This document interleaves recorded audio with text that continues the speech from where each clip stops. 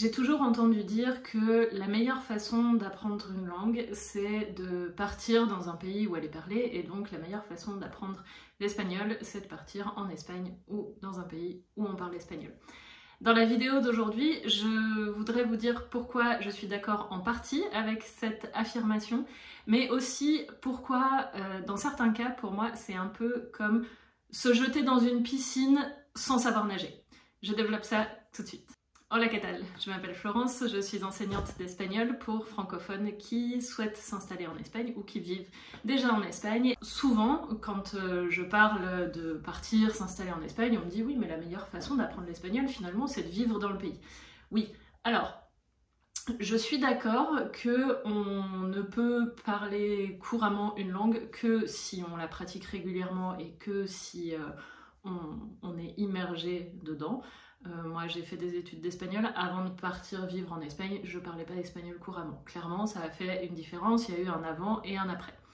Mais le problème c'est que pour moi ça peut être, comme je vous ai dit juste au début de la vidéo, se jeter dans une piscine quand on sait pas nager. Est-ce que pour apprendre à nager, vous avez envie de vous jeter à l'eau et de vous dire bon c'est bon, de toute façon je vais pas me noyer, je vais me débrouiller, c'est bon? Ou est-ce que vous vous dites plutôt tiens, je vais apprendre à nager, je vais peut-être mettre d'abord des petits brassards ou une petite bouée, je vais d'abord aller à un endroit où j'ai pied, et puis je vais progresser comme ça et je vais faire des distances de plus en plus longues, de plus en plus difficiles en nageant. Pour moi, apprendre une langue, c'est exactement comme apprendre à nager ou apprendre à faire du vélo. Si votre enfant veut apprendre à faire du vélo, je pense que vous n'allez pas le mettre directement sur un VTT sans petit trou. Enfin, vous faites bien ce que vous voulez avec vos enfants, bien évidemment. Mettez-lui un casque au moins. Voilà, peut-être qu'il vaut mieux d'abord y aller tranquillement, mettre des petits trous, aller sur un endroit où il n'y a pas de circulation. Vous n'allez pas le mettre directement sur la rue dans une grande ville. Je vous dis ça, je sais pas faire du vélo. Donc je suis très mal placée pour parler d'apprendre à faire du vélo. Mais par contre, je nage très bien. Et donc pour moi, si vous partez en Espagne sans savoir parler espagnol du tout, vous allez vous jeter dans le grand bain direct. Alors, si c'est votre truc, aucun souci. Si vous êtes particulièrement débrouillarde, pas de problème si vous n'avez pas peur de vous noyer.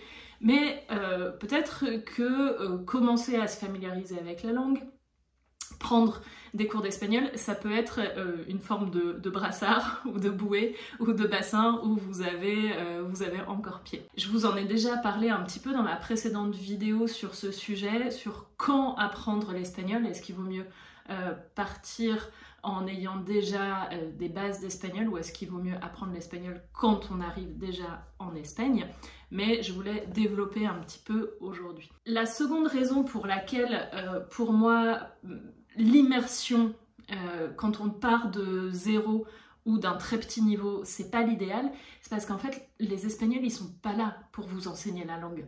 Je vous dis souvent dans mes vidéos que les Espagnols, ils sont sympas avec les étrangers, généralement. Moi, j'ai toujours eu des bonnes expériences quand je trouvais pas un mot ou quand je comprenais pas, ou voilà, j'ai toujours eu des bonnes expériences avec les Espagnols. Mais mine de rien, ils sont pas là pour vous enseigner la langue. Donc si vous comprenez pas, si vous avez du mal à vous exprimer, ils vont sans doute faire preuve de patience, mais jusqu'à un certain point. Ils sont pas profs d'une part. Je sais pas, si vous êtes dans une situation dans une administration publique pour faire une démarche, si vous êtes à la banque, si vous êtes je sais pas moi au supermarché, les gens vont être relativement sympathiques, mais ils savent pas vous enseigner la langue, et puis surtout c'est pas leur boulot, ils sont en train de faire autre chose.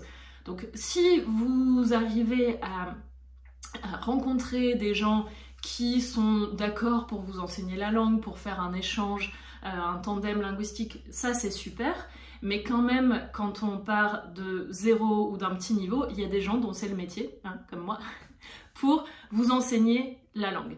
La troisième raison, c'est que, exactement comme si vous vous lanciez ou si on vous jetait, si on vous poussait dans une piscine sans que vous sachiez nager, il y a moyen que ça vous traumatise quand même un peu. Donc vous allez vous retrouver, si vous êtes dans la piscine, vous allez vous retrouver à manquer d'air et avec de l'eau dans le nez probablement, et vous allez probablement boire la tasse. Si vous partez en Espagne direct comme ça en vous disant j'apprendrai sur le tas, il y a moyen que l'espagnol commence à vous sortir par les trous de nez dans ce cas-là. Parce que eh ben, vous n'allez rien comprendre en fait. Si vous comprenez mes vidéos, c'est super.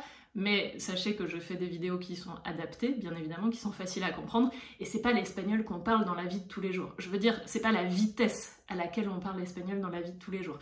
Mes vidéos, elles sont adaptées aux personnes qui apprennent l'espagnol. Vous allez vous retrouver face à une langue qui est incompréhensible. En plus, l'espagnol, et particulièrement l'espagnol d'Espagne, ça va très vite.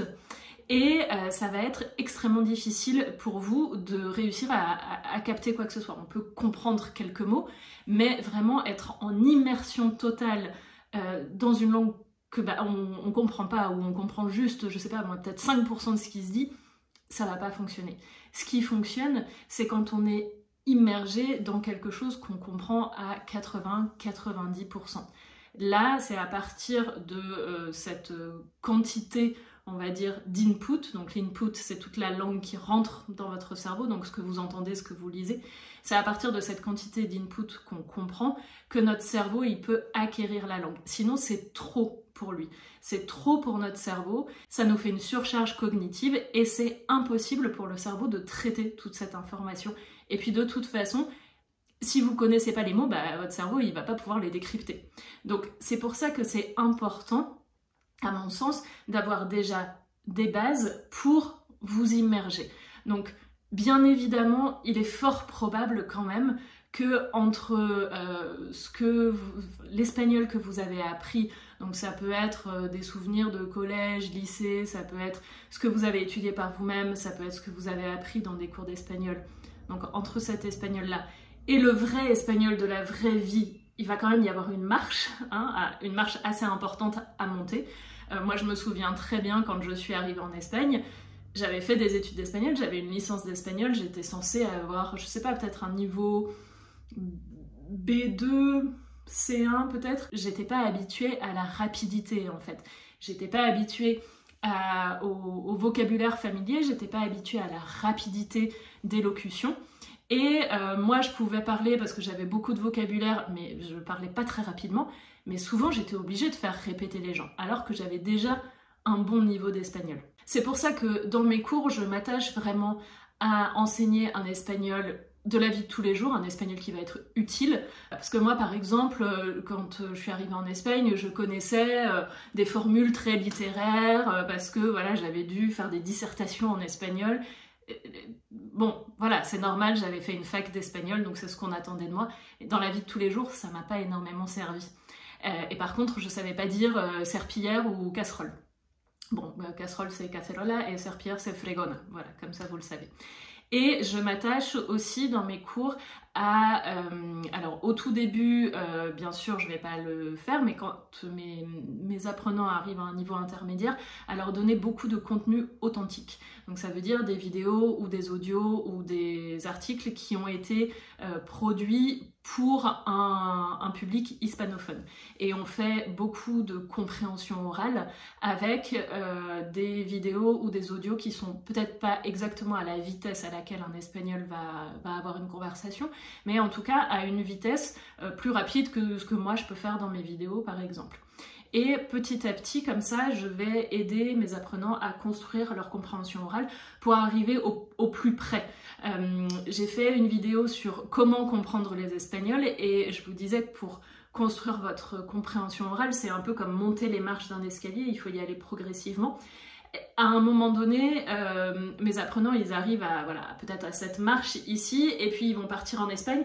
Et oui, forcément, la marche suivante, elle est un peu haute, mais c'est toujours mieux d'être parti de là que d'être parti du bas de l'escalier, parce que là, effectivement, ça va être extrêmement compliqué. Si au moins vous avez pris le temps de travailler votre espagnol et de travailler votre compréhension, l'effort quand vous allez arriver en Espagne, il va être un petit peu moindre. Je vous cache pas que sans doute, il va y avoir un moment de « wow, ok, qu'est-ce qu'on me raconte ?» Mais à ce moment-là, vous pouvez toujours dire aux gens más despacio por favor, ou más lento por favor, et là il n'y a pas de souci, et vous allez finir par y arriver, et là effectivement en quelques mois vous allez pouvoir vous débrouiller et comprendre ce qui se passe autour de vous beaucoup plus facilement. Si cette vidéo vous a intéressé et si elle vous a donné envie de prendre des cours d'espagnol avec moi, je vous laisse mes offres de cours dans la barre d'infos. J'ai une formule pour débutants et une formule pour intermédiaires. D'ailleurs, dans cette formule intermédiaire, on travaille beaucoup la compréhension et l'expression orale, parce que je sais que quand vous allez partir en Espagne, vivre en Espagne, c'est ça dont vous allez avoir besoin. Donc vous pouvez regarder tout ça sur mon site internet, le lien est juste en dessous, et vous pouvez également vous abonner à cette chaîne, vous abonner à ma newsletter pour recevoir toutes les semaines des conseils, des ressources pour vous améliorer en espagnol. Et je vous retrouve la semaine prochaine pour une vidéo en espagnol. Hasta luego!